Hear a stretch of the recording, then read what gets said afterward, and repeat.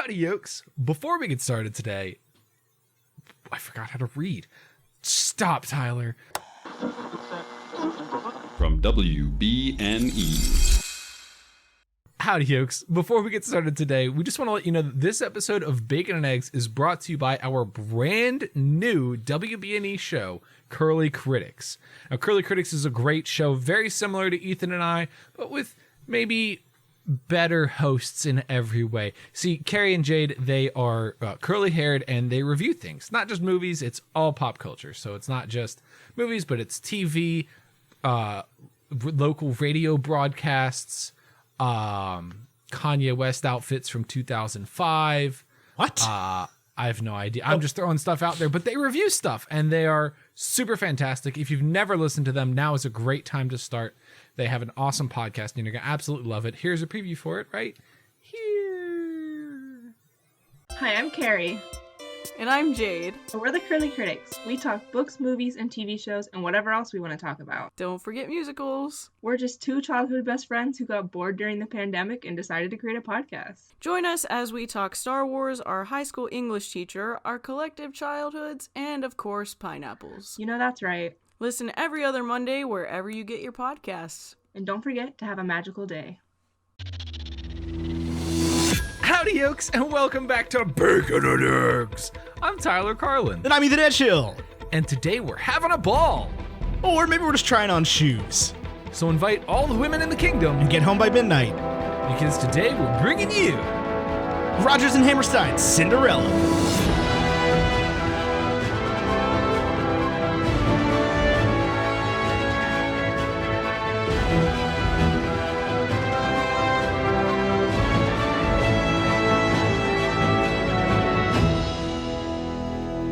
Ethan. Tyler. Rodgers and Hammerstein's Cinderella, directed by Robert Iskov, came out November 2nd, 1997, which was 8,508 days ago, on a little bit of shoestring, $12 million String bean budget. $12 million budget, $10 million went to George Costanza. That was cannot be true. It cannot be true. They paid Jason Alexander $10 million for this movie. It was made for TV, I think, so we don't have any sort of box it was made for TV. Did you watch it? There was commercial breaks. There was commercial. Was there? There was at least one moment. It was the end of the first act of the musical, where there was very clearly and now we're going to commercial. And when we come back, we're sort of in the same spot we were in. I meant the part where it looks like garbage because all they have is the NTSC video copy from 1997, because apparently at that point Hollywood was like, it's never going to get better than home video cassette. Just throw the masters away. Screw it. Disney said, what remaster? We wouldn't dare. It's out of focus at this point. There are scenes where there are not enough frames. It was so hard to watch. I love this movie. I have seen this movie dozens of times, but I have not seen it since the evolution of the Blu-ray. It is so hard to watch at this point. I like that you loved it. It got an 86% critic rating and a 74% audience rating on Rotten Tomatoes. Does not have a Metacritic score. Ethan, do you have Rotten Tomatoes reviews? I do. I do have Rotten Tomatoes reviews. So we could read all of them. Actually, there are 7. I couldn't find this movie on Rotten Tomatoes, so I'm going to read the one negative review from Harleen Ellen of the Chicago Tribune. And Harleen says, Brandy isn't the only reason this show is less than captivating. That's it? That's it. I would like to point to something interesting, too. Okay, so this movie came out in 1997. Yep. We have 7 Rotten Tomatoes reviews. Yep. One of them came from Teresa Tellerico on January 1st, 2011. The one I read from Harleen Ellen came from February 20th, 2019. The other 5 came from February 27th, 2020. So they were with the release. Disney pushed this to those people for the 2020. Yeah, February 27th, 2020. I thought you said February 7th. Nope, February 27th, 2020. Because I read it at first and I was like, all of these reviews came out in the future. So you think basically I have no idea what happened. A year ago, like a group of reviewer friends sat down and 50 weeks ago, people were like, we should review just do Cinderella. we should review the Brandy Cinderella from 1997. 7 Rotten Tomatoes reviews, which is an all-time low for Bacon and Eggs. Yeah, I think that definitely is. So let me read a positive review for you, Tyler, since you don't have one. Karen James of the New York Times, top critic here, says, often charming and sometimes ordinary, this is a cobbled together Cinderella for the moment, not the ages. That is a positive review for this movie. I have listener reviews. Julia of Unsobered Podcast says this is the only Cinderella movie. Shout out Red Bull, not a sponsor. 92 out of 100. This is a throwback early Bacon and Eggs when we were not sponsored by Rockstar. Well, first we were actually not sponsored by Monster. Right. Like we reached out to Monster and they were like, it doesn't sound like y'all do an extreme sport. I believe I have learned in the interim that Rockstar is owned by Monster. Is it really? I believe so. They're both owned, I think, by Coke. And then my other review comes from Kason, a new patron. So if you want your reviews read on the show, patreon.com/baconandeggs. 93 out of 100. First Cinderella story that's ever felt original to me. An all-time classic. 93 Controversial tweet. That's Scott Nicewander. Yeah, from our episode about Batman, The Dark Knight. You know, the more I get to know Scott, the more I feel like I think he hates The Dark Knight. I think like Scott is so good and pure in such a way that there is no... I want to know Scott's thoughts on WandaVision is what I'm trying to say. And I want him to speculate with me, but I have a feeling when he watches WandaVision, it's like he speaks the language that they're speaking. And so it's just like, oh yeah, I get all these references. Agatha Harkness, boom. Ralph, I know Ralph. You guys don't know Ralph? That's a classic character. Everybody knows Ralph. I did open my phone to text Scott to see how Scott felt about The Dark Knight. And then I saw something that demanded my immediate attention. I demand your immediate smiles. My immediate... okay. I can smile. I'll text Scott Nicewander and say, Scott Nicewander, do you love The Dark Knight? I'm sure you said something really funny. I didn't listen to a word of it. I know you didn't. Oh, it was all so good. Well, I'll hear about it tomorrow. I know. Okay. Ethan. Out of 100. Brandy Cinderella. 75. I'm glad you went first because I don't know where I would have landed if I didn't hear your score. Been like that before. Definitely been like that before. All week, it's been like Ethan being like, I love the Brandy Cinderella. This is the greatest movie of all time. No, I don't think that at all. So when I was watching this movie, I was like, wow, there's a lot of inspiration from like true classic cinema. I know Ethan's a Turner Classic guy. That was probably huge for him. But then there's also this like, everyone's a different race and they don't even mention it, which in the 90s was like the right kind of progressive. But in 2021, it's kind of like, you could have just said she was black. And so like that was really cool, but and then like there's this interracial couple, like, but it's in this classic cinema thing with the song and dance and the sound stage. I thought Ethan was going to be like, this is the greatest cinematic work of all No, time. not at all. I think that this gets like a 90. No, sorry, what did I say? 75? This gets like a 75 out of 80 out of 100 for me. So like the best this could have been. The best this could have ever been was an 80 for me. Yeah, so I have no nostalgia ties to this. I've never even seen... My biggest nostalgia with Cinderella is in 7th grade. One time we read Dino-rella, and I like did a sketch in class where I was reading it, and we got to the part with the menu, and I said, and the hors d'oeuvres on the menu are... Because I didn't know how to say hors d'oeuvres. So it didn't say hors d'oeuvres. I said horse d'oeuvres. Yeah. And the whole class laughed at me. And Miss Hogan, who wasn't Miss Hogan at the time, but I don't remember her maiden name, which was the name I had. But she was like, you remind me of the squirrel from Over the Hedge. And also, that's not how you say that word. I have not thought about Over the Hedge I think about Over the Hedge all the time. I thought about the 1997 Brandy Cinderella more than I thought about Over the Hedge. I had Over the Hedge on DVD. Dude, that was like the last bastion of my youth was Over the Hedge on DVD. Like, after I finished that, it was all Tarantino until I got to college.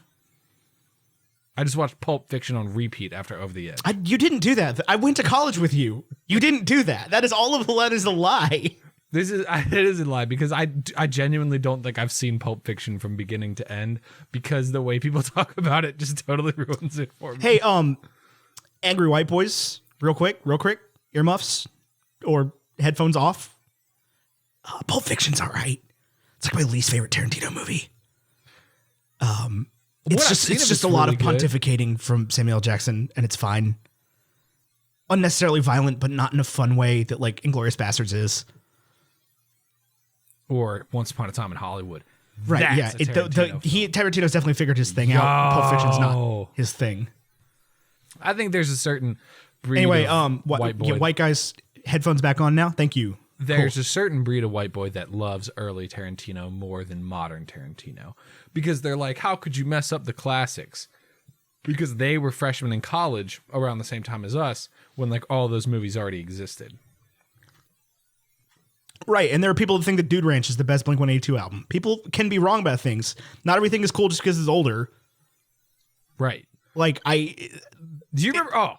do you know my favorite is when people are like, Disney ruined Star Wars. Do you know what people thought of the prequels before Disney bought Star Wars?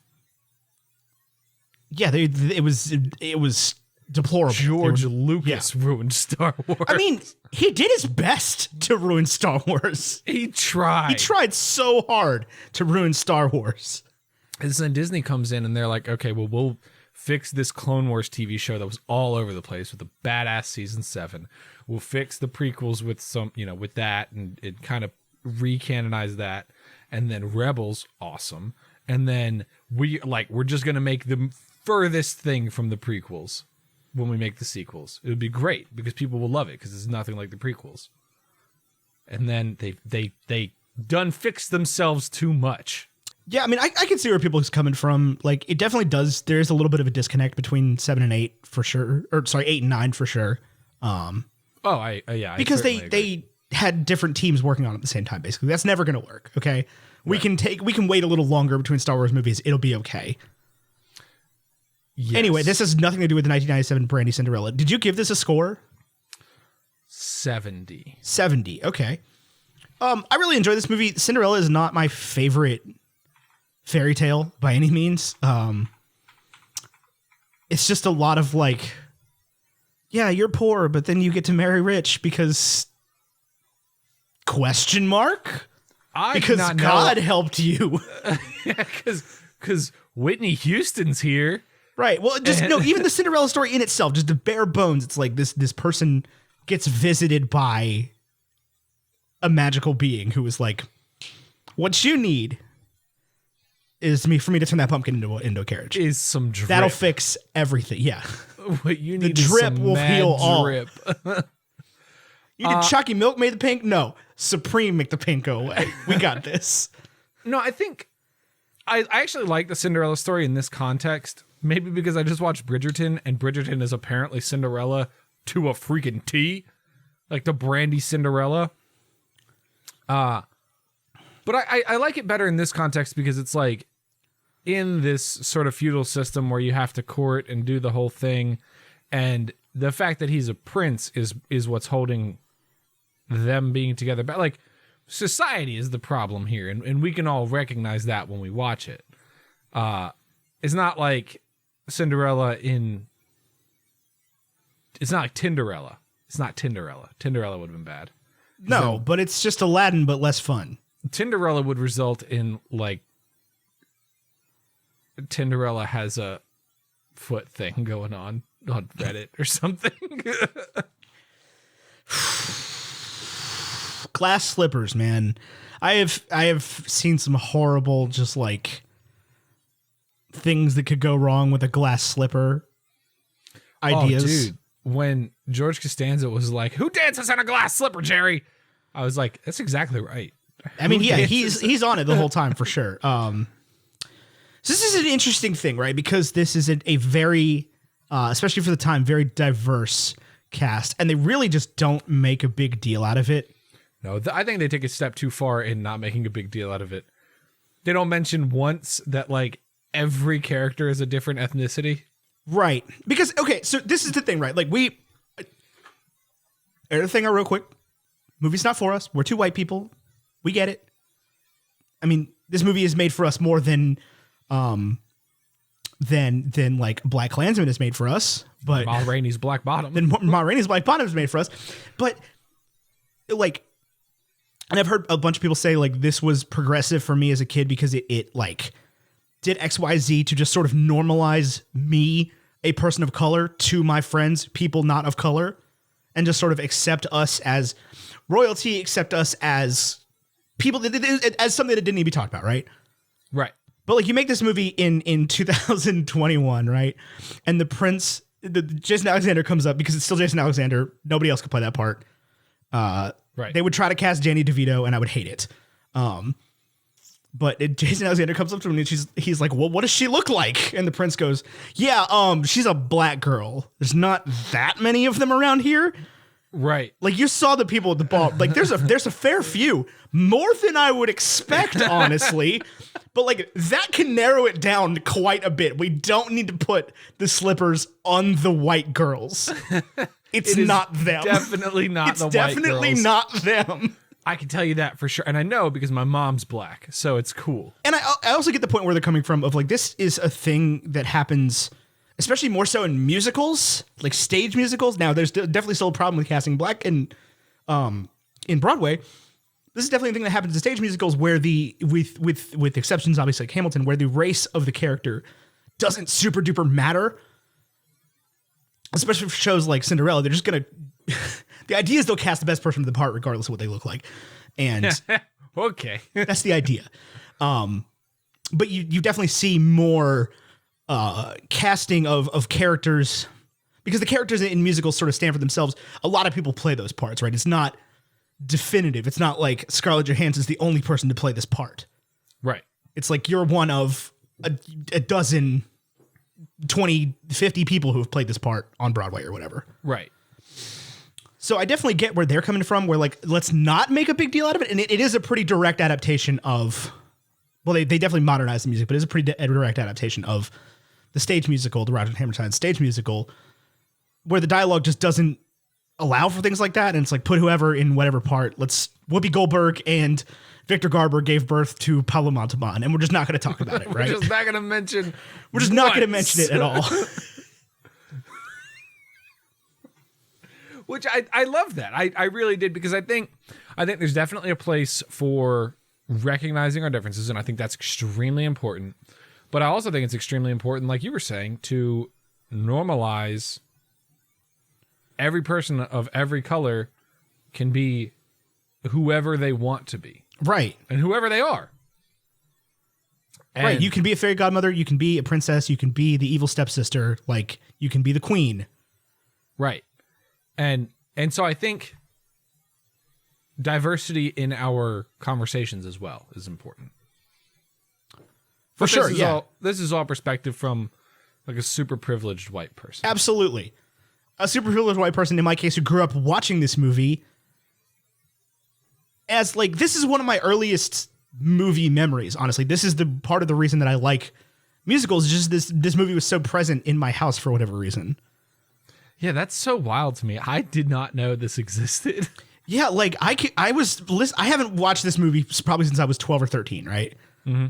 But like as a kid in 98 or 99 when it was on video, I saw this a bunch. We had this on VHS and just wore it out. And I'm like sitting there like, I know the words to these songs that I have not thought about in decades. Yeah, I did not know any of these songs. Singing that like in my own little corner in my own little chair song. And I'm like, I know the words to this song. I think about that song all the time for whatever reason. And I can never remember what it's from.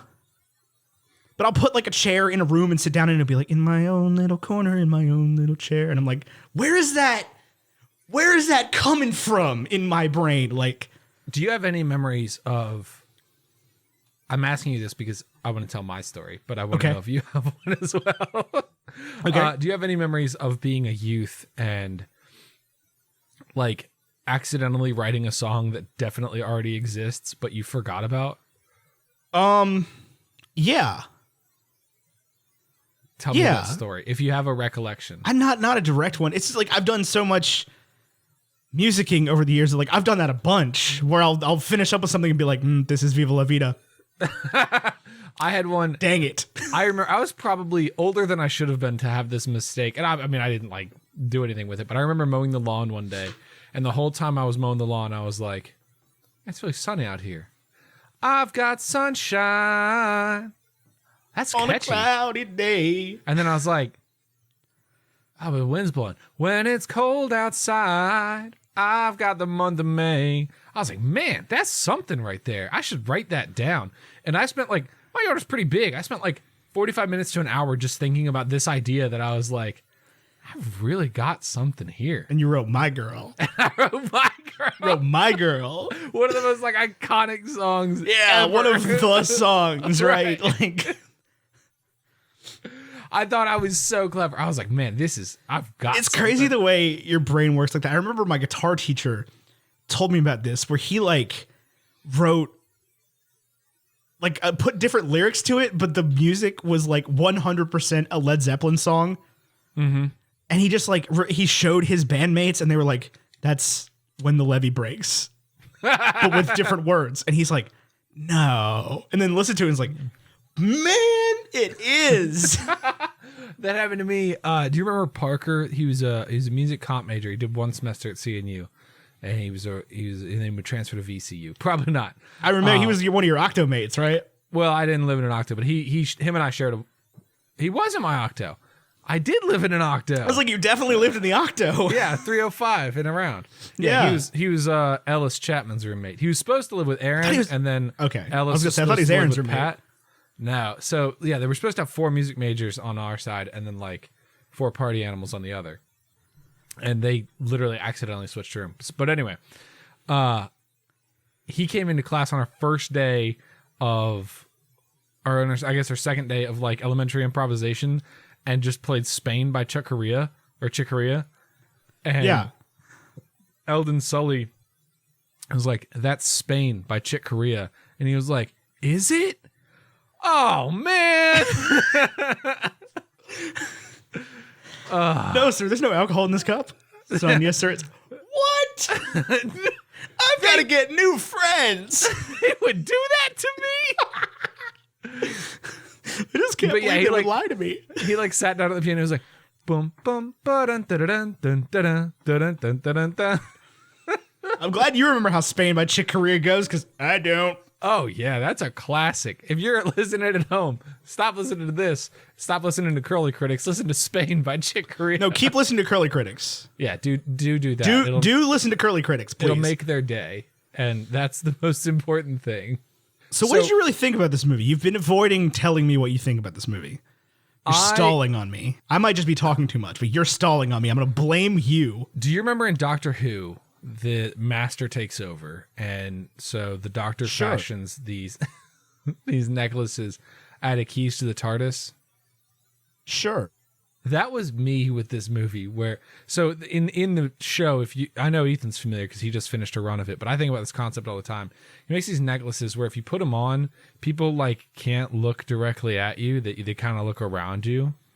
Yeah, perception filters. Perception filters. That was me with this movie, where like I would look up at the screen and I'd be like, Go on.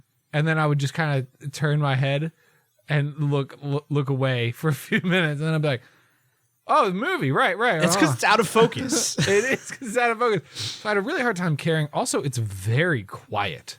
My TV was on my TV is typically a pretty reasonable gauge. 30, 40 is normal volume. I was on like 75. I'll tell you, I would not call your TV.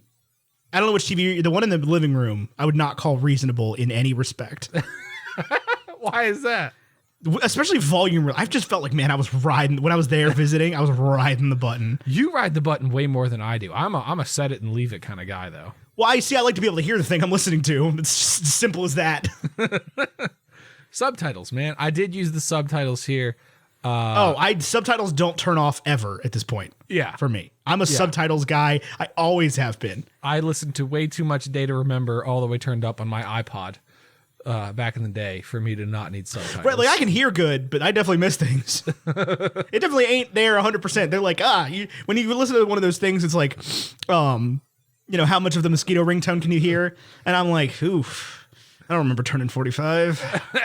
It's probably not great. To those things and it's like, oh, they probably just turned it off. This is like a trick. Yeah, and you start just feeling bad about yourself and feeling like, oh, maybe I should get there's no way to reverse this, though. This is not fixable. I guarantee you, because we did this to ourselves, we will find a fix for it. Yeah, but there ain't one yet. Nope. So tell me how you felt. So I really felt like I couldn't even keep my eyes on it. And part of it was like, I had a screaming toddler, and I was eating dinner, and I got this Dr. Pepper and cream soda. And I was just, I was a little spaced on the film. Also, the other issue is like, I know the story of Cinderella. Why do you like your soda that sweet? It seems like a weird thing to have to defend. It is, though. Like, why do you like it that sweet? I don't understand. You bought Cheerwine and cream soda Dr. Pepper today. And I've never felt more offended and violated by a picture coming into my phone. I have received unsolicited dick pics before. I would rather see an unsolicited dick pic than a can of creams or Cheerwine. That's so offensive. So you're telling me that you would rather do you want me to salt my Dr. Pepper and cream soda? No, I want you to drink regular Dr. Pepper. I do drink regular Dr. Pepper. Never once in my life, in my 27, almost 28 years on this earth, have I drank a Dr. Pepper and been like, delicious. You know what this needs? Some more vanilla, some more sugar, just generally more sweetness. I would love it if you upended a bottle of vanilla extract and some sweet and low into my Dr. Pepper. That's where Dr. Pepper cream soda comes from. Dr. Pepper with cream soda, freaking orange vanilla Coke. Vanilla Coke in general is vile to me. I don't know. I don't feel like my soda pop needs to be savory. My soda pop can be... I'm not saying it needs to be savory. I'm saying Dr. Pepper already has enough sugar in it. They're both 150 calories. They're the same calorie count in a can. They're all the same calorie count. Congratulations. It's distributed differently in there. 39 grams added sugars in this bad boy. 39 grams. Yeah, okay, so Dr. Pepper's 23 flavors, right? Whatever. The cream soda Dr. Pepper is 24 flavors, theoretically, but the ratio's off. Okay? Like there's an imbalance that is created by the cream soda in there. It's no longer every flavor gets a 1 in 23 ratio. It's now like we get a 1 in 800 and cream soda gets a 1 in 4. I don't know. I've never had this before, and I was decking the halls at Food Lion, and you know how they say never go to the grocery store when you're hungry? Yeah, never go to the grocery store when you're craving a soda pop, tell you that much. Never go to the grocery store when you're craving a soda pop. You will buy the dumbest sodas in the world. I'm going to enjoy this one and maybe one or two more, and then the rest of these I will trudge through. And the same with the Cheerwine. I'll be like, oh man, that was a yummy Cheerwine. And then the next 11 of them, I'll be like, this is like and that's my thing. Syrup. That's my thing. Well, the first Cheerwine, I'm gonna be like, Robitussin. I do not like Robitussin. But I could drink 12 Coca-Colas back to back.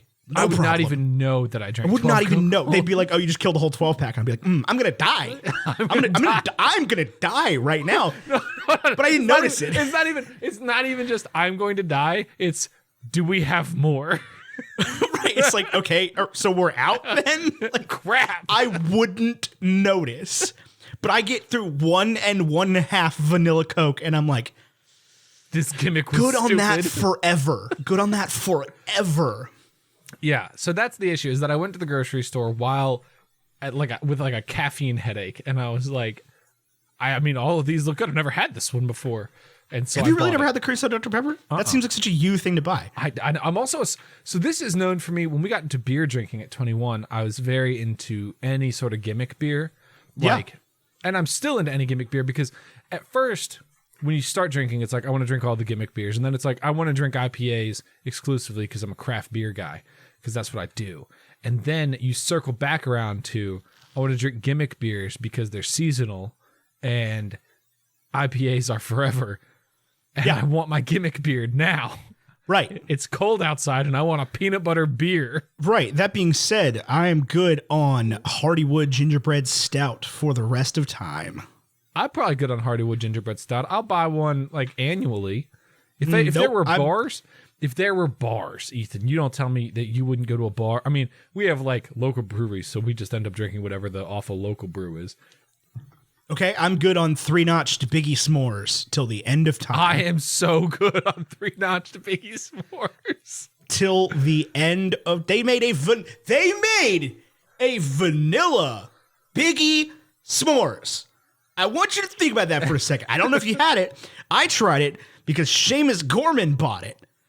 But they made a vanilla Biggie S'mores. Now, for those of you who've never had the luxury of going to a 3-notch, Biggie S'mores is a s'more-flavored porter that is just liquid schmo, right? It's just... It's just marshmallow. They melted the marshmallow and then, like, added some sugar to it. And then they melted the chocolate and added some sugar to it. And then barley. And then beered it. Yeah. They turned it into beer.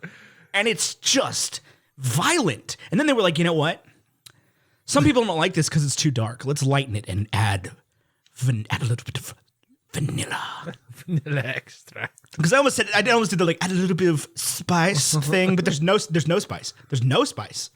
There's no cinnamon. There's no ginger. Cinnamon would really improve it. Cinnamon would really improve it. Would give it that little bit of kick. You know, your ideal thing is sweet and savory and bitter and sour at the same time, right? It's the corner. The middle of that thing, right? That's what you want. That's why we drink IPAs, which are entirely bitter and savory. It's why freaking dark chocolate raspberry stuff is so good. I don't like dark chocolate raspberry. That's bull. So tell me this, Ethan. When you buy, what is your ideal chocolate bar? Just like milk chocolate, dark chocolate, like a chocolate bar, like a chocolate bar. No nuts, no sea salt. Just like a bar of what kind of chocolate do you like best? Milk chocolate, white chocolate, dark chocolate. If you say white chocolate's not chocolate, I swear to God, I'm quitting the podcast. No, I would never. I love white chocolate. White chocolate is straight up chocolate. Yeah, I love white chocolate. In the name. Yeah, like a Hershey Special Dark, probably. Okay. If I can't have anything in it, nothing in it. I don't want a white chocolate bar. I do want the cookies and cream. I do like the cookies and cream bar. Yeah.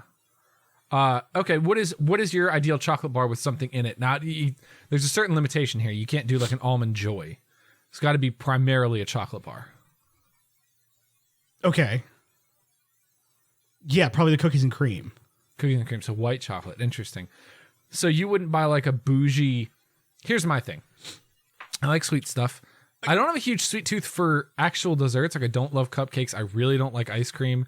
But real quick. I want to go back to the question that you almost asked right there. What? Which was, at least in my mind, what you almost asked out loud was, so you wouldn't just buy a bougie white chocolate, which I absolutely would.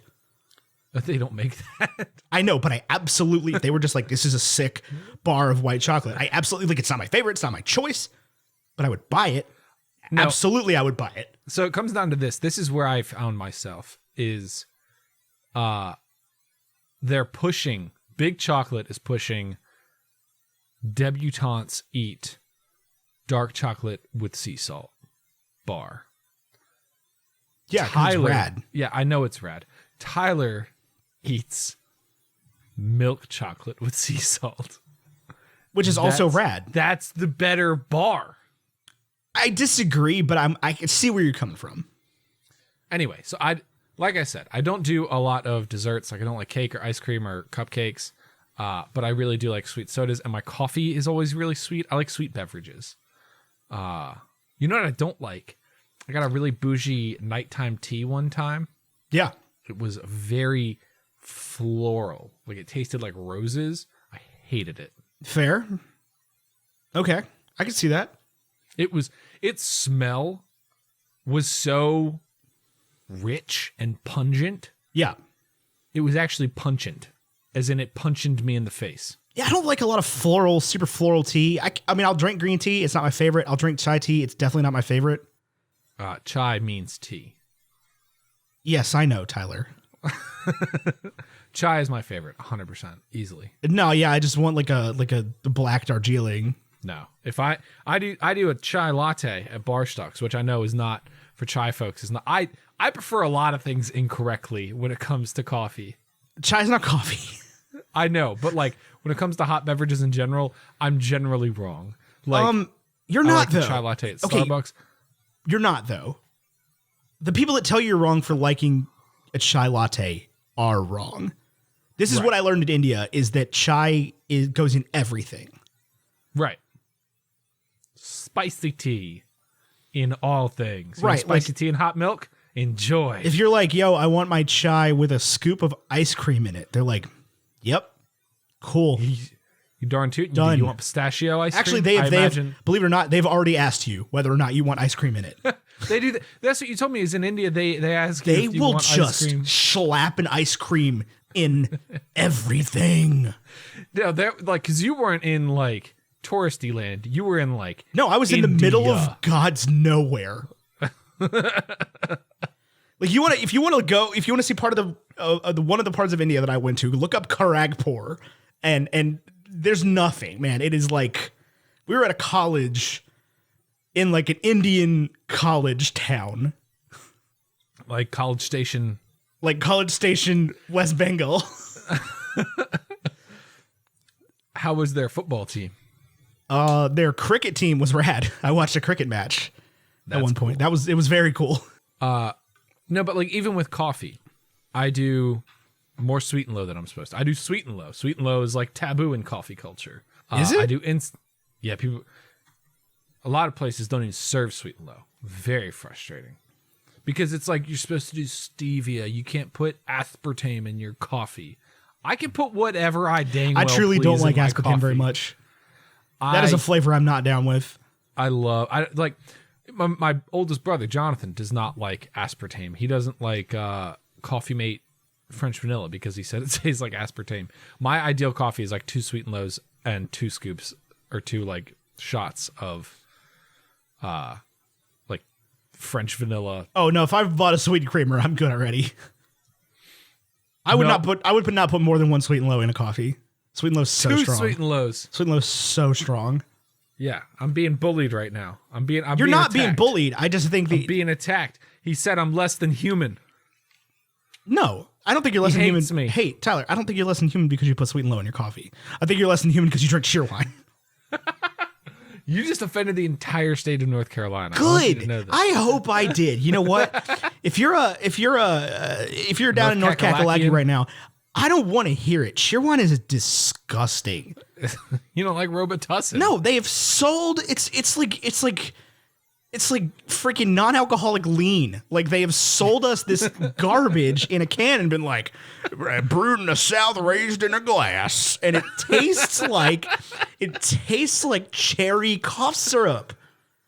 It's so good. It makes my teeth hurt. You've never been in like a cookout and been like, man, cookout ice and cheer wine to water down a little bit? Oh yeah. Okay, with the cookout ice, it's palatable, but they'll crack a can of cheer wine and be like, yes, cheer wine. Oh, it's so good. I exclusively drink from cans. This is another thing about me. I mean, not exclusively. Like I drink water from cups, but like you don't get that liquid death. What do you mean? It's like canned water. Oh no, I mean not like sparkling water, like flat water. No, have you ever drank flat water out of a can? Yeah, the liquid death isn't bad actually. It does not taste like can. They have somehow made it not taste like can. Dasani used to sell in cans like in the 90s. Yep. And it tasted straight up like aluminum. Like a lot of people 2 liters? I don't understand that in the slightest. No. A lot of people will pour ice in a cup and then pour their can into the cup. I do that. I do not do that. The best way to get a soda is a 20-ounce bottle. 100%. Already chilled. Sure. Yeah. I don't want water in my soda. I do. I 100% do. I will pour it out of the can. I would rather drink it straight out of a bottle than straight out of a can. For sure. But I absolutely prefer ice in my soda. No. Absolutely prefer ice in my soda. My At least like a mother-in-law- dark soda. My mother-in-law fascinates me. She's one of our greatest patrons in the history of Bacon and Eggs, one of our top all-time patrons. Thank you, Kathy. If you want to be like Kathy, go to patreon.com/bacon and eggs. Anytime she drives past a McDonald's, Diet Coke Light Ice, large Diet Coke Light Ice. I respect that. I'm all for that. McDonald's is the only place I will willingly drink a Diet Coke from. I actually don't like their Diet Coke. People be like, they mix it better. One, there's no consistency whatsoever. It's their straws that taste weird. Two, yeah, but the McDonald's Coke be hitting different. Diet- Second best Coke in the world. Second best Coke in the world. behind what? Waffle House. Diet Coke is best out of a can. Out of a chilled Diet Coke is can. best in the trash. It's a culture thing. I Ethan. hate diet soda. I hate it. If I gotta pick one, I pick Diet Pepsi. I had a Diet Pepsi recently. It hit different. It hits different. Hey, I told you this recently, man. You got to try a Pepsi sometime. You have been underrating Pepsi. It wasn't a Diet Pepsi. That is awful. What is that? Oh, that's a Miller Diesel. That's not a Miller Diesel. No, you're right. That's a High Life. It's Miller like Miller ethanol. 93. Or 85. Yeah, Miller 85. That's it. I just traded in a vehicle that took premium or 93. The Juke did? The Juke did. Yeah. Wild. Yeah, it had turbo. So turbo Oh, yeah. has a higher Yeah, that's fair. octane. Anything with a turbo, you're supposed to get 93. Yep. Because it's the way that it compresses and makes the fire. I don't know. Somebody explained it to me one time. Oh, yeah. I still have no idea how a turbocharger works. Not a clue. I know a decent bit about cars. I have no idea how a turbocharger works. I'm not going to try to explain it because I will embarrass Oh, no, myself. I'm not asking. I want to make it very clear. I'm not asking. I know that it goes like, does like blow off sound. Yeah. Anyway, had a turbo, zippy car. I miss it. It was a wonderful car, but it also could hold maybe half a car seat. Yeah. I'm about to have 2 children. Right. Yeah. The back door is hidden. Yeah. Well, like anytime Olivia was in that car, nobody else but me could be in that car. Anyway, got rid of that car, and it was frustrating anytime I filled it up, but it had like a 9-gallon tank, so it was still pretty freaking cheap to fill up. I had to fill up my truck, which has got a giant tank, but takes literally any gas in the world. I mean, you could pump that thing full of oil and it would run. It wouldn't. It wouldn't. Do not put diesel in it. I will not put diesel in it. I will not put oil in it. But No, I think put oil where it's supposed to go. oh yeah, It's a 90 something, right? Or what is it, 03? 05. 05. Yeah, it's about to start heavily needing oil, I would imagine. I took it to the shop the other day and it failed its inspection. That doesn't surprise me at all. There's a lamp out, which I knew, but it hadn't been to a shop in 2 years. Yeah. So like no oil changes, nothing. So I had to get that done. Talk to me about Rodgers and Hammerstein's Cinderella, Ethan. This is integral to your childhood. Like, Real quick, I do just want to say, because of the Pando, yeah, we are officially on a schedule of oil changes with my car where I just get the oil changed when I feel like it. yeah. Because I have absolutely no idea when I got the last oil change. Like at what mileage I got my last oil change. Not a clue. Couldn't tell you. Not for all the money in the world. Because it's been a while. There was a while where it was like, yeah, every 10,000 miles you get the oil changed. And I'm like, okay, so that's like 7 months. Cool. Got it. Bunch of miles in that car. But now I put no miles on it. And I'm just like, this oil is going to go bad eventually, I feel like. Yeah, so that's what I learned. That's what the Pando taught me, is that oil, if you don't drive it, The oil goes bad yeah. anyway. Yeah. Yeah, because that was I always knew the case, because back I had to change the oil in the Celica religiously because it was like it leaked a bit, and it was a 3,000 mile change. Right, it was an 86. Yeah, and it was either 3,000 miles or 6 months. Back in those days, I could put miles on a car like it was nothing. Yeah, I mean, like in college, though, it was like I would drive to Roanoke and back, and then my car would sit for 2 months. And then I would drive to like a cookout once a week or whatever. Once a week. I was in college. There was a time where I think we went to cookout. Not enough. Never enough. We never obsessed about it the way some other folks did, but we did get to a point where I felt like the staff recognized us. I have been to the Newport News Cookout with so many like diverse groups of people in my life. Oh yeah, that was the thing about cookout, is that it was completely universal. So it doesn't matter who you're with, you can always get a watered down cheer wine with. Right. It's like I was in Newport News for 7 years, and in 6 of those years there was a cookout, and like so I went with like sophomore hallmates and like Page Beer and like then like fraternity brothers and then like post college friends and then like band people. And everybody, it was universal between people. So I went to that cookout with very many different groups of people. Anyway, much like the Newport News Cookout, the Brandy Cinderella is universal. It's so good. R.I.P. Whitney Houston, though. I didn't know Whitney Houston was dead. Yeah, super dead. This is news to me. Yeah, no, she dead as hell. This is gonna sound. Whitney Houston died in 2012. From what? Either an overdose. I'm thinking Amy Winehouse. Amy Winehouse also dead. No, I know, but when you said overdose, that's where my brain went. Well, more than one person has overdosed ever. I understand that. I just didn't know that Whitney Houston was dead. That was news to me. Yeah, Whitney Houston, now. I believe, got high as balls on cocaine and drowned. Oh my gosh. That sucks. I think it's the same thing that happened to Dolores O'Riordan of the Cranberries. I believe that was the same. I've never heard that name. Same. The Cranberries did Zombie. Oh, I got a response from Scott Nicewander.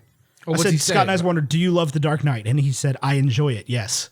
Oh, see, he doesn't love it. He hates it. Actually, he doesn't enjoy it at all. That's what I heard. Okay, so Tyler says you hate it. No, I'm not going to say that. Ask him if he likes WandaVision.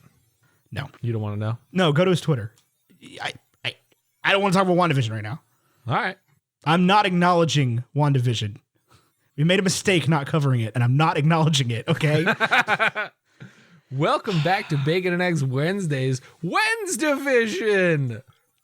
WednesDivision. Let's talk about John Krasinski coming in as Reed Richards. John Krasinski has been in already 4 episodes of the show, so... Okay, well, actual John Krasinski is going to be in as Reed Richards. I don't think he will. Well, it's on his Wikipedia page. Wikipedia can be edited by anybody. I mean, not if you're John Krasinski.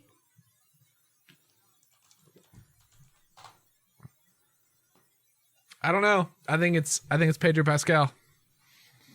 Pedro Pascal doing what? As Reed Richards. As Reed Richards. Who's the friggin' anybody but Miles Teller. Who's the dude in the original Fantastic Four that was Reed Richards? I thought that dude was great. Chris Evans, wasn't it? No. Chris Evans was the Human Torch. Oh. Is that not Reed Richards? Johnny Blaze. Johnny Blaze. No, Johnny Blaze is not that person either. Isn't Johnny Blaze? Johnny Blaze is Ghost Rider. Ghost Rider, yeah. The Fantastic Four. Johnny Storm is who I'm thinking of. Johnny Storm. That's close. Jonathan Storm. Jonathan Storm. Anyway, Chris Evans. What was the guy? Reed Richards. No idea. Iowan Griffud. I don't think that's how any of those things are pronounced. Fine. You look up his name and you tell me how it's pronounced. I'm sure it's Ian or Owen. Ioan? Yeah. I'm looking at it right now. Gruffud. He's Welsh. It's got to be Ian or Owen. This dude is, like, if you go to an image search of this dude, at first you'll be like, oh, he's a pretty plain looking dude. And then you'll see some pictures and you'll be like, that dude's hot. That dude is attractive. You'll be like, that's Matthew Morrison X Henry Cavill. Who is Matthew Morrison? You keep talking about this guy. He played the teacher on Glee. And I guess I didn't realize it when I watched Glee. But apparently he is like just an absolutely terrible person. Like, I loved Glee, at least the first 2 seasons. After that, when the main cast graduated, it was pointless. And I was always like, I would love to have a Will Schuester teacher. I just never connected the dots that he like planted drugs in a student's backpack in the first episode. Yikes.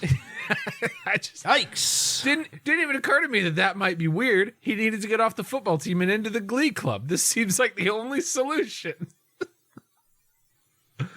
Wowzers. That's wild. So anyway, there's this like TikTok trend that like anytime you mention Matthew Morrison, you have to like put a trigger warning in because he's the worst. Okay, but why are people talking about Matthew Morrison? Because people love Glee. Okay. All I'm saying is Ian Gruffudd can come back as Mr. Fantastic. I thought he did a great job. I thought he was good. I saw that movie once a long time ago. I'm sure I'm not ever going to revisit it because I'll tell you what I'm never going to watch again is Fanforstic. Fanforstic. You know what's weird is that movie always comes up in my brain like, I wonder if it was really that bad. And then That's got a 9% in Rotten Tomatoes. And then I watch it and I'm like, 9. Oh, it was. Yeah, it was that bad. Really bad. They made Miles Teller. They made me not like Miles Teller and Michael B. Jordan. Like, here's the thing: it was a real anti-sell. I'm kind of sad that they can't bring back Michael B. Jordan as the Human Torch. Not because I thought it was a good portrayal, but because like, that's a good actor. Yeah, you know, he was great as Killmonger. Script. Yeah, he was fantastic as Killmonger, but because he was so good as Killmonger, you know, we obviously can't bring him back to the old Marvel Cinematic Universe. I mean, I think that WandaVision's proved they can do whatever they want. I know, but here's the thing: if they keep listen, we're not welcome back to Bacon and Eggs on Wednesday. Because we're not spoiling WandaVision. Okay, we're not spoiling WandaVision. We're not going there. Okay, we're not going there. Maybe we'll do it in the hash browns. Here's the thing. Okay, maybe that'll be our hash brown for the week. Is a Wednesdivision. Wednesdivision. Oh, we can even put it out a day early. And then people will be like, oh my gosh, are y'all doing this every week? And we'll be like, no, maybe, sure, probably, sure. Go on.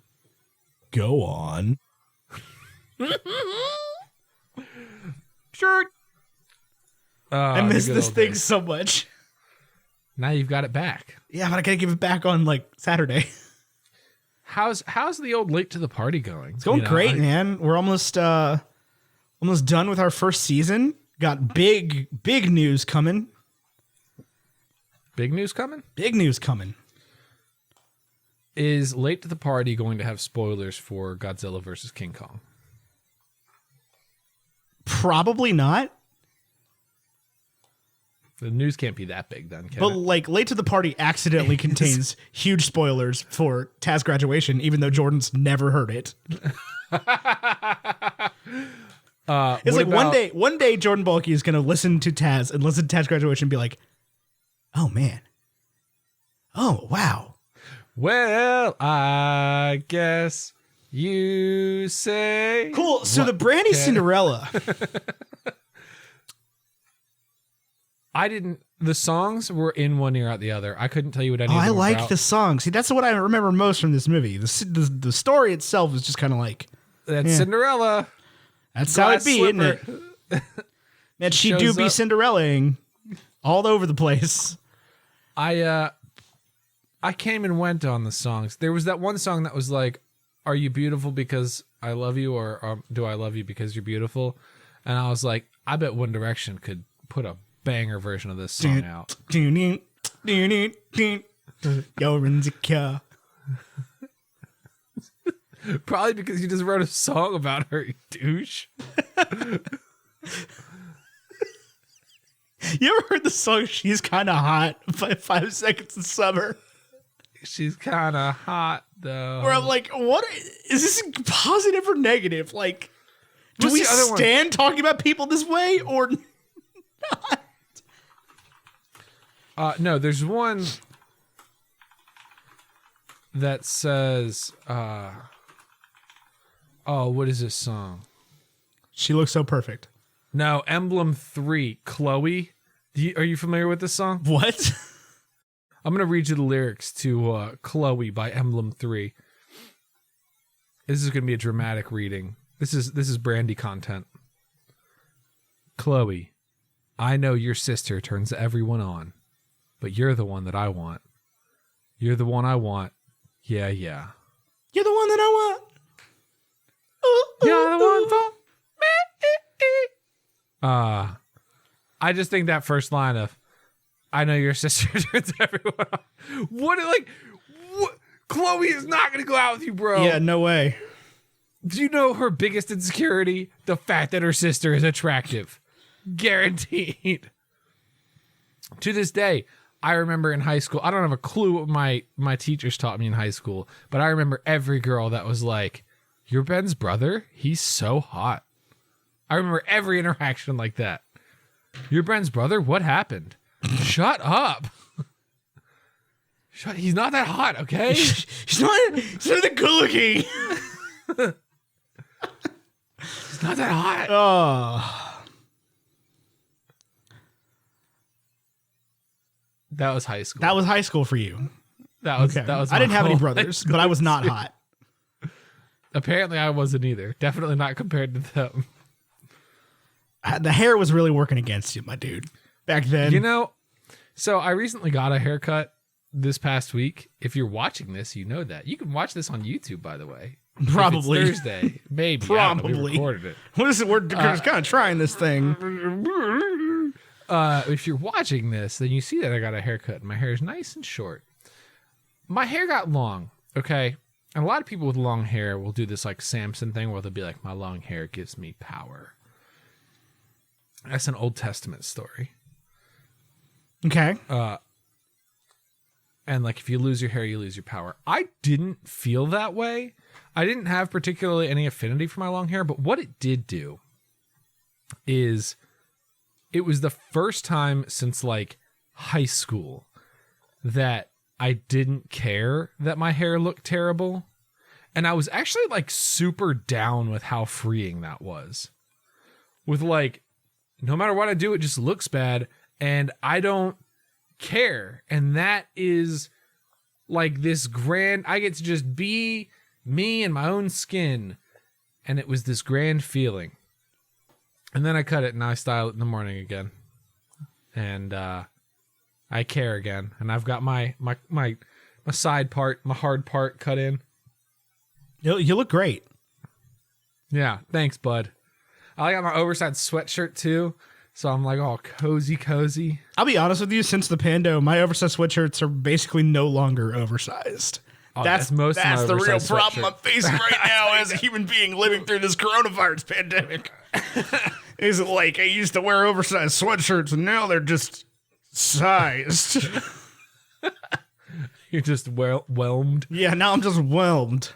Yeah, I've had a similar issue this Pando season where somebody bought me an extra large sweatshirt and I was like, man, I love this because it's oversized. And then one day I was like, this is the only sweatshirt that sort of fits. So this is what I feel comfortable in right now. Everybody leave me alone. Everybody leave me alone. I don't want to talk about it. Don't want to talk about it. Anything that was like already a little bit small, no hope now. Gone. No hope.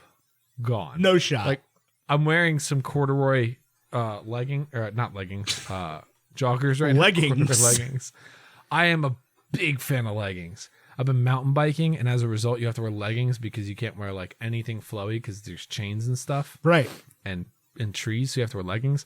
And I love them. The fact that men don't wear leggings is the dumbest thing in the world. We need to bring in man leggings, and I understand why we don't. You gonna get the TikTok leggings?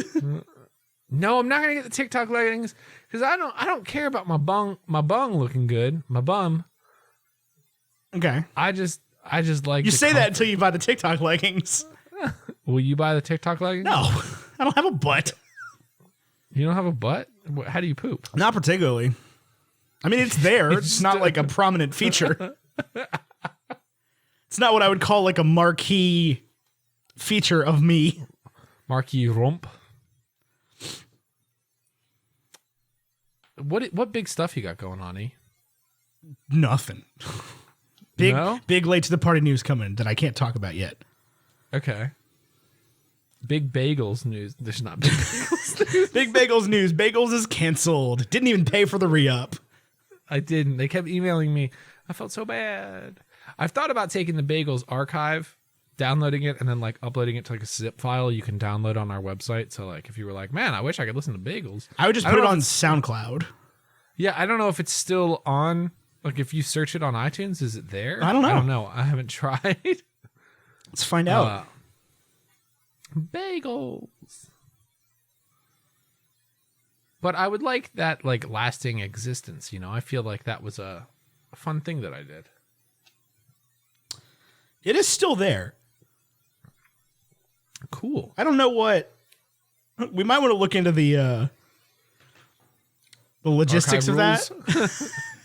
See how long it's going to still be there for. Maybe forever. Who knows? I don't know. There's some podcasts that haven't uploaded an episode since like 2012 that are still on iTunes. There's no way they're still paying for that $15 a month. No, I mean, sure, yeah. Okay, so we cannot log in, it looks like. That's not good. Without re-upping. So we'll have to do some... I imagine we could just contact Anchor and be like, hi, this is the feed. Yoink it, please. Thank you. Can you yoink it and also send me a zip file? It's got all of it. Do you not just have them? You're the one that made them. I probably, but I don't know. They're probably all over different devices. I edited that thing on any device that I could. Yeah. It was a sandbox. It was like, how can I do this in different ways? I mean, with the exception of possibly the episodes that you edited of Bacon and Eggs, I know where every episode of Bacon and Eggs is. I know where all my audio is. Like I can put hands on all of them right now. Hands? Well, mouse pointer. Mouse pointer? Yeah. Like name a movie. 42. That was year 3. Sure. Oh, are you just sitting here bragging about the fact that you've got organized files? I sure am. That's great. Well, August? Chad Boseman died in August? This is what I've got, Ethan. Depression. Okay. Yeah, I got that too. 2 every Hey, yes. single... Okay, September, right here. 42. 78.5 megabytes. 1 hour and 57 minutes. Every single computer I've ever had has had one thing in common, and it drives me up the wall. It's my least favorite Tylerism. Future Tyler hates past Tyler for doing this. A folder on the desktop that is all lowercase in its title and says desktop stuff or some variant there, where I just take every tile on the desktop and drop it in this stupid folder.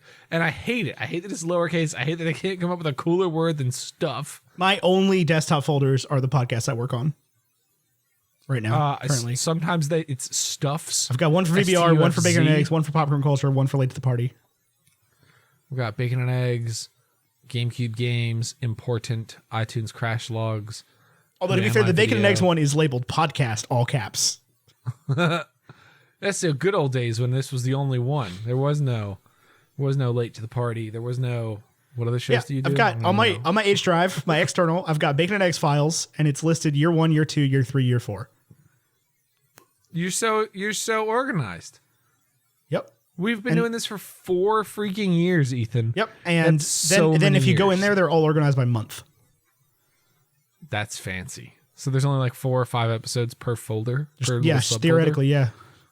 That's amazing. Between 4 and 8. I've got just a file hanging out here for Rah Rah Rasputin. Rah Rah Rasputin, lover of the Russian queen. Song I thought I was done with in my life, honestly, until TikTok. Song that we played like on Just Dance back in 2011. I've never played Just Dance in my entire life. Yes, you have. Yes, you have. When have I played Just Dance? In freaking Emily Sebesky's the Octo unit in whatever it's called in James River Hall. JR, the good old... You said Emily Sebesky. That was an unlocked memory. Yep. That girl, she had the best brag. Not the best brag, because I don't, this isn't a brag to me. But she once was like, I know every part for every instrument for every song on the Nightmare Before Christmas soundtrack. And I was like, that's insane. And she was like, oh yeah, quiz me. And I was like, oboe 2. And we would like listen to a song and she'd be like, me. Won't me, mop, moop. Is that how an oboe sounds to you? Won't me, mop me, me, mop, moo, moo. Mop me, me, me, me, me, me, me, me. We gotta talk about this movie or people are gonna crucify us. No, they're not. Yes, they are. People love this movie. I love this movie. I think it's great. I'm curious, what was the audience reaction to this film in 1997? Like, what were? I don't know. I was 4. That's my thing. Is I was 4 or 5, about 5 when this came out, and almost 5. November. I was 5 in December. I just like. Were people like this is the most interesting part of like the Black history conversation for me is, was this coming out of controversy or was it like just didn't sell well? Or did it sell well? Or like I don't know at all, because I know if this cast or an equivalent cast came out in 2021, there would be a lot of conversation surrounding it. Yeah, absolutely. But in some cases, like the Arrowverse has a lot of white people, but a pretty diverse cast, especially in terms of gender identity and stuff. What the Arrowverse doesn't have is Whoopi Goldberg and Victor Garber and Brandy and Whitney Houston's Ghost. I don't know who Brandy is. She's a singer. Is she Destiny's Child? No, I don't think so. TLC? She's just Brandy. There is this whole thing where I don't know anything about R&B that also throws me under the bus in this situation. And of course, you're about to be like, Brandy's not a rhythm and blues singer. Brandy sings. No, she absolutely is. Pop. Well, I mean, pop, rhythm and blues. Yeah. No, she's just a singer, as far as I know. What songs did Brandy do? Would I know? Like, if you were like, oh, you know that Brandy song. If I pull up YouTube and I have no idea. Couldn't tell you. I bet if I search Brandy, it's going to be like, Brandy, you're a fine girl. What a good wife. You Borderline, 6 months ago from Brandy. Well, I don't think 6 months ago is when what you were looking for. This is a very heavy video. First 19 seconds of this video, Brandy has been thrown into an insane asylum. Nice. I'm not ready for Borderline by Brandy. I need Brandy 15 years ago. What song did she put out? Also, her hair looks freaking awesome. It looks like her big album was called Never Say Never in 1998.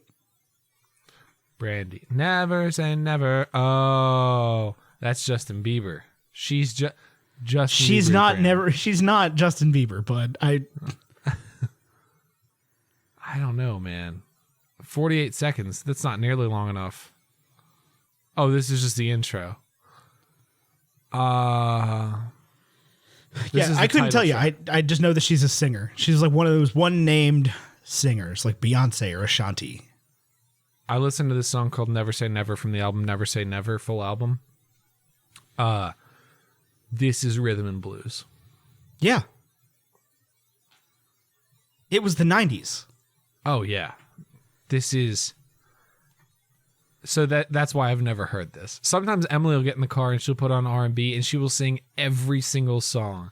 And I'll be like, I've never heard any of these White songs. girls who grew up when we did knew who Brandy was. Really? I'll ask Emily if she knows. I'll text Emily. Hey, see if Scott Nicewander knows Brandy. No, I know who knows Brandy is Eni Fuenmayor. I thought she didn't know Diet Coke. She doesn't, but she does know Brandy.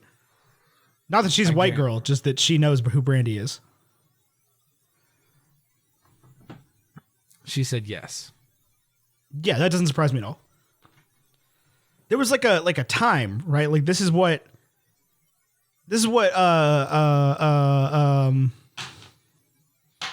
song from Hamilton, the bad song from Hamilton, Helpless is based on. Is that like era of R&B? When these very talented female singers would like rip out a song and be like, all right, now we're going to get Ja Rule on the track to do it first. And he's like, Eliza, I don't have a I don't have $1 to money. I swear to God, Eliza, If you played a Ja Rule song for me right now, I would. Oh, I would be like, you would know Ja Rule is. It sounds like Busta Rhymes, but isn't. Busta Rhymes sounds like Reptar. I didn't know this. Busta Rhymes is apparently super involved at Rugrats. He didn't just like voice Reptar. Yeah. He like wrote episodes of the show. Well, here, you can listen to the Ashanti and Ja Rule version of "Helpless" from Hamilton. There is that. Oh, there's a bunch of Ashanti and Ja Rule songs. Yeah, I think they were married. They were like a unit, like a Beyonce Jay-Z kind of unit. Oh. Except Ja Rule was a much more like R&B friendly rapper, whereas Jay-Z would be like, "Oh, This is what gets me. This is what gets me. Every time I see R&B singers, black R&B singers, I'm always like, wow, these are amazingly beautiful women I've never seen before in my entire life. There are some very, very talented female R&B singers, and there are some very untalented male R&B singers that like truly made it for very little reason, like Genuine. You remember Hamilton? That thing was awesome. Yeah, that was a long time ago, man. Hamilton happened a long time ago, but also like 8 days ago. In July? In July, yeah. Never happened. July happened. No.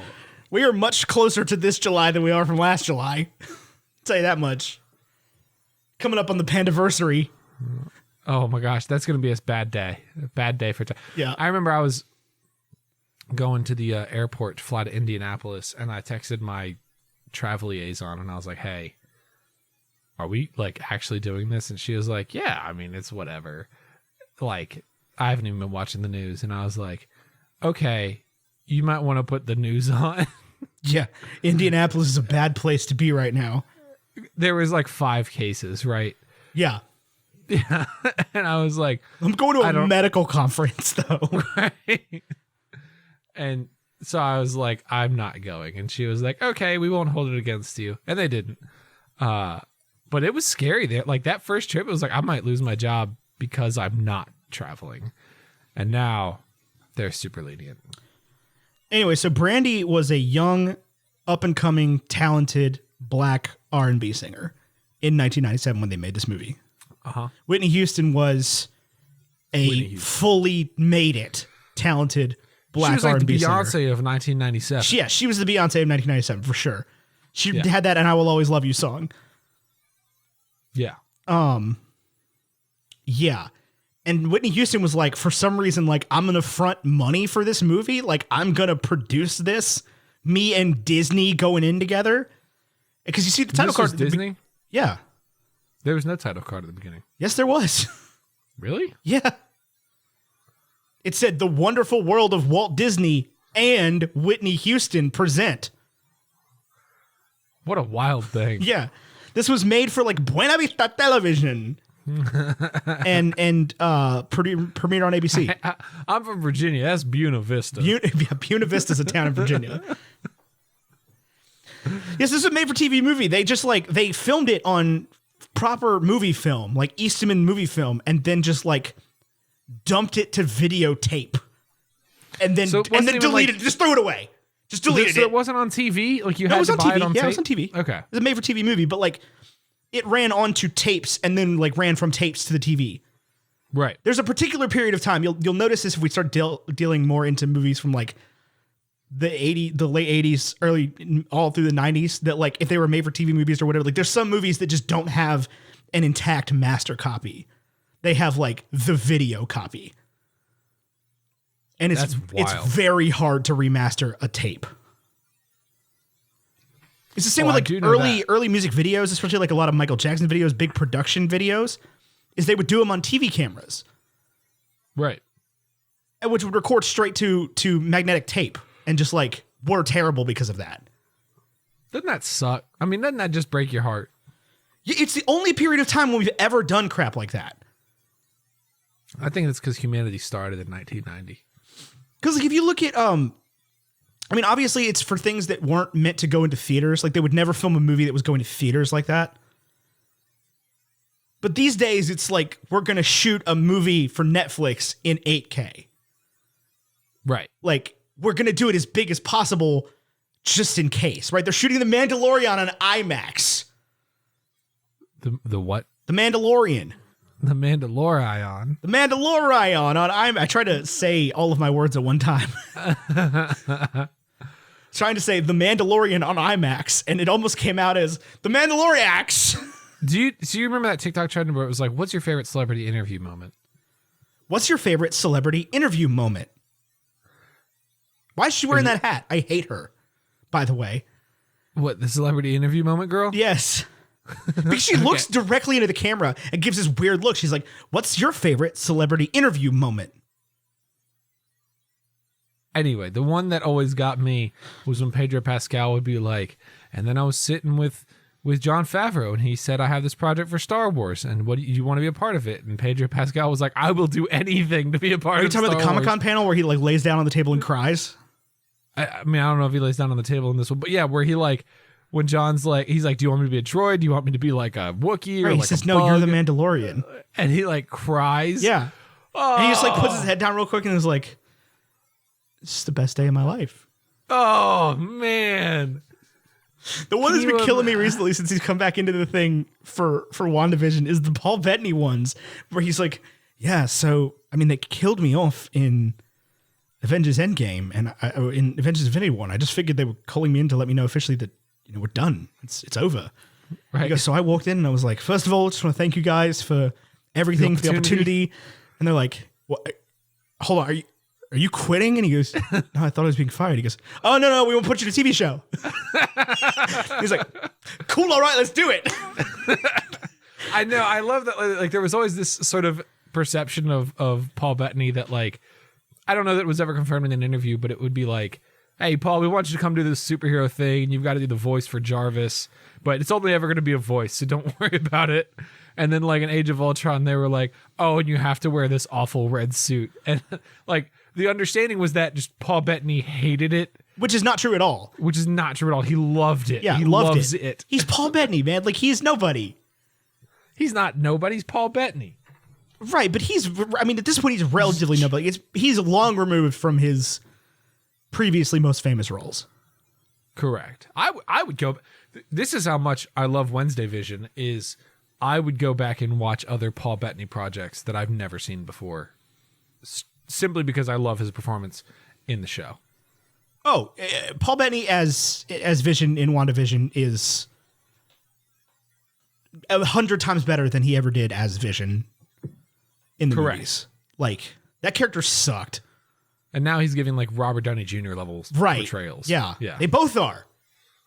Oh my God. She is doing amazing. Okay, so we're doing this for the hash browns then. This is what we're doing. I've decided. We're just going to do the Wednesday Vision for the hash browns this week. If you haven't seen WandaVision, sorry. Sorry. Episode 6, spoilers a hoe. Yeah, so this was like a big deal cast, right? Because this was a lot of people in their prime. Yeah, like Seinfeld would have been on TV. Yeah, like finishing up, I think, but was like already established. That was George Costanza. The jerk store call. They're running out of you. Jason Alexander is such an underrated actor. You ever seen Pretty Woman? No, but he should be Reed Richards. You should watch Pretty Woman, Julia Roberts and Richard Gere. And Jason Alexander plays this just horrible guy in this movie, but he's so like weirdly good at it. Not in like George Costanza's kind of a scumbag, but you still love him anyway. He's the lovable scum. Like, this guy sucks. Yeah. But it's just like, it's hard to see Jason Alexander be like that, but it works for some reason. I don't know. What's he doing right this minute? Jason Alexander? If I call him on FaceTime and be like, no, you called me. He's in a Tide commercial. That's what he's doing right now. What is Jason Alexander doing right now? Oh, he's taller than you. He's 5'4". You're so funny. He's better than you too. Look at this. He's a Libra. Looks like he was in 2 episodes of The Marvelous Miss Maisel. Yeah, and he was in a Tide commercial at the Super Bowl. He's in a documentary about the Gettysburg Address. that's about to be released soon. He voices a character in DC Universe's Harley Quinn, and he is a character in Young Sheldon, at least in 3 episodes. Yeah. He was in a 2020 movie called Faith Based. Oh, that sounds like something we would want to watch. It's got, you know what? It's got 6 people in it. Looks hilarious. No, it doesn't. It's got a pretty full cast. Does it? Yeah. Oh, I was on the Wikipedia article for it. It's got 6 people listed. I love Victor Garber, too. He's one of my favorites. Every time I get to see him with something. He was in Titanic this same year that this came out. Probably before this, I think, unless Titanic was a Christmas movie. But Victor Garber would have just been in or about to be in Titanic. It was a Christmas movie, December 19th, 1997. I think there was somewhere in my mind that it was like they released Titanic right before Christmas. But yeah, Victor Garber was about to be in Titanic. Nothing says get into the Christmas spirit like a Christmas time cruise ship crashing in the Atlantic. And then like 7 years later, he was the lawyer in Legally Blonde. Let me run down some statistics on Titanic for you real here from Google. Why? Release date, December 19th, 1997. Director, James Cameron. Feature song, My Heart Will Go On. Box office, $2.195 billion US dollars. Budget, $200 million US dollars. Car, 1912 Renault Type CB Coupe de Ville. It's probably the car they have sex in. Okay. Why is that part of like and that's it. It stops there. Release date, director, car. What? That's certainly the car they had sex in. It's a 1912 Renault. Of course it is. It's Coupe de Ville. All right, let's go to Disney Plus. Search Spider-Man. We got Spider-Man. Cars too. My favorite Spider-Man movie is a car. What? That was a TikTok sound. Where he was like, this dude was just like, go through Disney Plus, search Spider-Man. And it was pulled up like Spider-Man, Cars 2. And he goes, Cars 2. My favorite Spider-Man movie was a car. This is my favorite critic review of Titanic. This is from Times of India. I'm not doing the accent because that's rude. You won't mind seeing the Titanic sink all over again in 3D exactly 100 years from the moment it actually happened. Which I guess was a review from 2012. When was Whitney Houston in The Bodyguard is the real question. What about The Hitman's Bodyguard? Bodyguard was 1992. So yeah, this is Whitney Houston was in her prime. She had already been in The Bodyguard and released the song I Want to Dance with Somebody. It's 10 years earlier. Whitney Houston was really somebody at this point. Yeah, I don't think Whitney Houston showing up in this movie was nothing. I'm saying that's a get. Yeah, she was great as the fairy godmother. I thought she was fantastic. A lot of people that I spoke to about this film were like, "Oh, she's clearly the best singer here," which I guess is true. But I didn't feel like her songs were like. Yeah, I don't think they gave her a chance to shine the way they did Brandy and Pablo Montalban. Right. And Whoopi Goldberg, I don't think sang at all. No, I don't think she did. Nor did Victor Garber. They had that song where they were all dancing together, and Jason Alexander scare her sang. off. Yeah, he had a whole. And when Jason song. Alexander started singing, I was like, man, where did that come from? They were really doing something here. I thought he sounded great. Sure. Hitman's Wife's Bodyguard comes out this year, starring Selma Hayek. What is the Hitman's Wife's Bodyguard? It's a sequel to The Hitman's Bodyguard with Ryan Reynolds and Samuel L. Jackson. I don't know this song. I mean, this movie. Oh, man. What? It was a 2017 film where they were cashing in on That Deadpool fame? Deadpool money. Yeah. That young Deadpool money. Yeah. And they were like, Detective Pikachu. No. Hitman's Bodyguard. I just love the fact that Ryan Reynolds owns a Welsh soccer team. He does? Yeah. He owns a Wrexham FC. Nice. He also owns like a cell phone company. And Aviation Gin. He's somebody. He just released a commercial that was like me and George Clooney and somebody else got together to make 3 different kinds of liquor in a box. He's so funny. He's a funny guy. I think we're at rap time. I'm showing 132 on my recording, which is Yeah, it works for me. Let's wrap it up. Final thoughts on Brandy? Fantastic. I like this movie a lot. I like this movie a lot. Glad it's like available. Again, this is the best Cinderella for sure. It's way better than the cartoon. You know, I don't think seen the cartoon, so I would never comment on that. I mean, it's like fine. They spend a lot of time on that Bibbidi Bobbidi Boop song, which just is a lot. Yeah. A lot of white people in the cartoon, if I recall. Yeah, and like the music just isn't as good because they were just like, I see that Roger and Hammerstein did this for us Once Upon a Dream. They were really good. Let's do it differently. And in this the year of our Lord, whatever Cinderella came out in. I have no idea. You could say any year before 1999 and I would believe you. 1955. Was it really? I don't know. That can't be possible. No, there was one. Yeah, there was the original Roger and Hammerstein Cinderella. No, 1950. The cartoon came out in 1950? Yeah. Oh, then I was wrong. They hadn't done it good yet. Never mind. It sucks. Cool.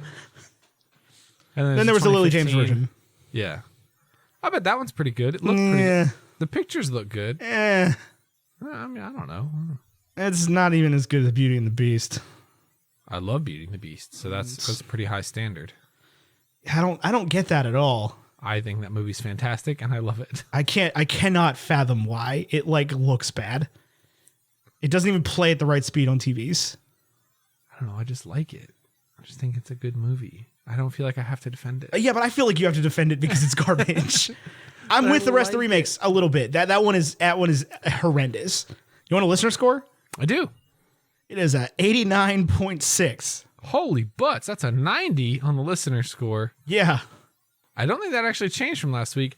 That puts this at a 79.65, which rounds up to an 80. Where does that put us? That puts us, so it comes down to tiebreaker scores because Easy A is also an 80 at a 79.95. So this goes above Princess Diaries, below Easy A. That actually feels right to me.